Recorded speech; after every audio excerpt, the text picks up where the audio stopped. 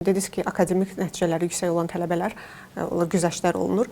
Bəzən olur ki, akademik nəticələri yüksək olan tələbələr, çox ağıllı tələbələr, fərdlər, amma davranış kodeksinə uyğun olmayan hərəkətlər eləyə bilirlər. Bunun, yəni universitetdə məsəl üçün qarşılaşdıqları problem, rəhbərlikləri ilə filan qarşılaşdıqları problem hansısa hərəkətə görə, təhsil haqqının dediyiniz kimi semestrdən semestrə faizin aşağı düşməsi və yaxud qalması buna təsir eləyirmi, yoxsa yox? Universitet mənfi rəy yazarsa, məsəl üçün bununla bağlı. Bu institusional olaraq bu məsələ tələbə və müəssisənin arasında bağlanmış müqavilə, o ona təhsil haqqı müqabilində tədris verir, tədris planını icra edir və onun tələbənin necə ki, müəssisənin öhdəlikləri o tədrisi keyfiyyətli şəkildə ona çatdırmaqdır.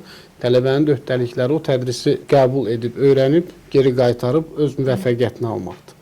Və bu da davranış kodeksi də bunun digər tərəfi. Təbii ki, müqavilədə bu hissələri də vardır ki, yerinə yetirməzsə, təbii ki, orada universitetdən kənarlaşma və yaxud da ki, hansısa bir imtahana buraxılmaması, müəyyən bir cəza mexanizminin tətbiqi bu həyata keçirilə bilər. Yalnız yenə də qeyd elədiyim kimi bizim məsələmizdir. Biz yalnız və yalnız nəticəyə baxırıq. Ay sağ olun. Müvəffəqiyyət göstəricisi sistemə 91 plusdursa qeyd elədiyimiz kimi. Bu o deməkdir ki, bu tələbə bizim üçün əla oxuyan tələbədir. 71 plusda yaxşı oxuyan tələbədir və belə də bizim sistem tərəfindən qiymətləndirilir. Ya da ki, xaric olunubsa nəticəyə baxırsınız, hansı səbəbdən xaric olunmasına baxmırsınız da belə. Təbii ki, təbii ki.